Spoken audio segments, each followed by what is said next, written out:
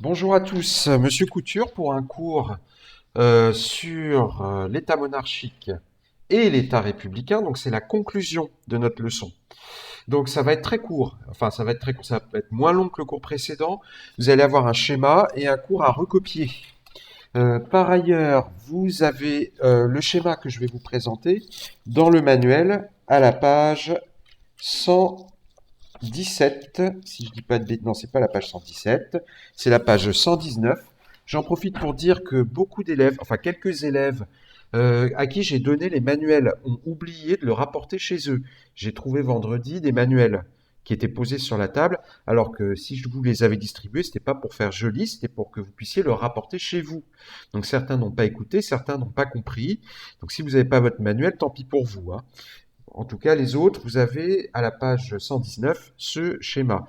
Donc, il s'agit d'une conclusion destinée à montrer que tout ce qu'on étudie là, ce ne sont pas des choses mortes, des choses disparues. Que l'État monarchique, il continue d'exister. Il a évolué, il a changé, mais c'est toujours, en tout cas dans sa structure, dans ses fondements, c'est toujours l'État, notre État, l'État de la France, dans lequel nous vivons, dans laquelle nous vivons aujourd'hui. Donc, regardez ce schéma et vous le recopierez ensuite, bien sûr, sans les images. Donc, d'abord, le Conseil du roi. Comme je vous l'ai dit, ce sont les spécialistes qui gouvernent avec le roi. Ça se met en place au Moyen Âge. Et ce Conseil du roi existe toujours sous une autre forme, puisqu'on l'appelle le Conseil des ministres.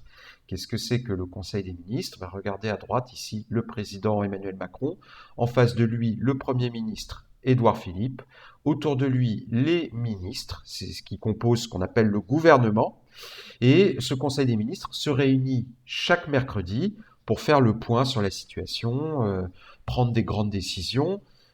C'est l'héritier direct du Conseil du roi. Sauf qu'aujourd'hui, bien sûr, avec le coronavirus, je ne sais pas s'ils se réunissent toujours, je pense pas, ou alors ils le font par visioconférence. Voilà. Donc le Conseil des ministres, tous les mercredis, héritier du Conseil du roi. Autre exemple, la justice royale. Ici, on voit le roi, un document qu'on avait déjà vu dans le manuel. À droite, le roi qui rend sa justice contre un seigneur qui avait pendu des innocents.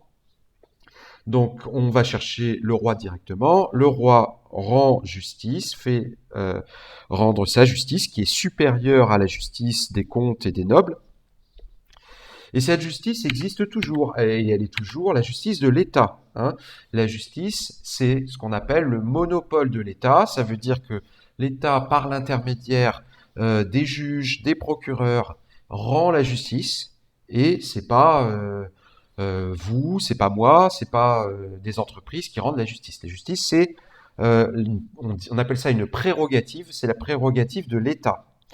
D'accord? Donc la justice de l'État. Ensuite, la monnaie, là aussi, la monnaie prérogative de l'État. Donc, la monnaie du roi à partir de Saint-Louis, Louis IX, petit-fils de Philippe Auguste, né en 1214, année de la bataille de Bouvines. Comment ça se passait avant? Eh bien, les seigneurs, les ducs, les comtes avaient leur propre monnaie. Dans le royaume de France, il y avait toutes sortes de monnaies qui avaient cours. Et puis, quand vous changiez de comté, de duché, bah, c'était une autre monnaie.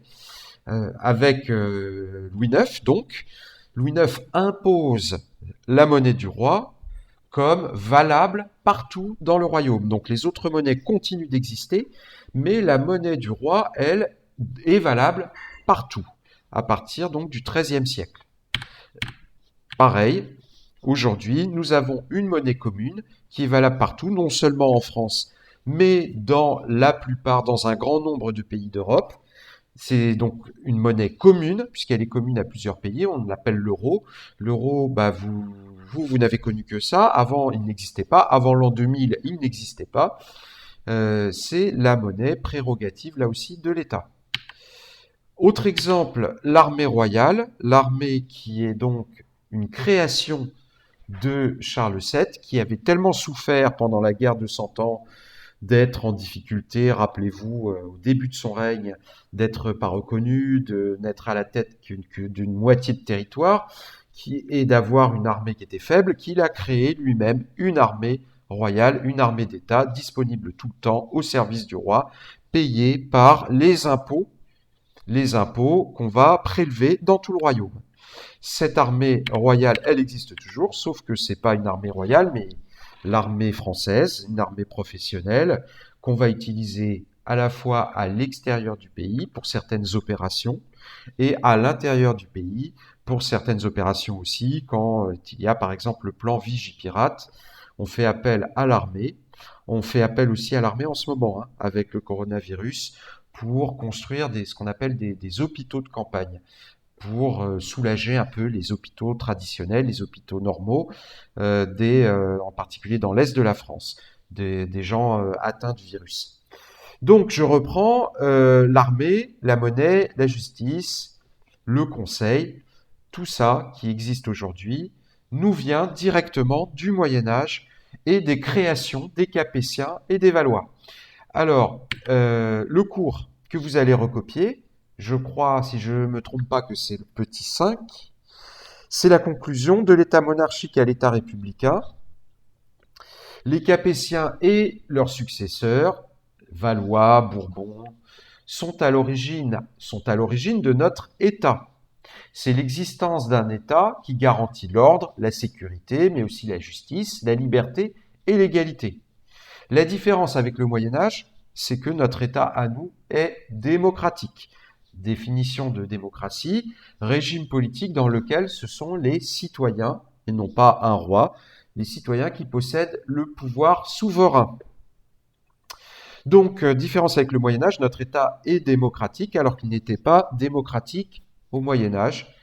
Et aujourd'hui, ce sont les citoyens qui choisissent leurs dirigeants par leur vote. Donc, vous recopiez le schéma qui est ici, sans les images évidemment. Donc, vous ne mettez que les petits cadres et les flèches. Et vous recopiez le cours ici. Et si vous pouvez, vous prenez tout ça en photo avec votre téléphone et vous m'envoyez la photo par mail. Pas autrement, par mail, hein. Voilà tout pour aujourd'hui. Allez, bonne journée à vous, à la semaine prochaine.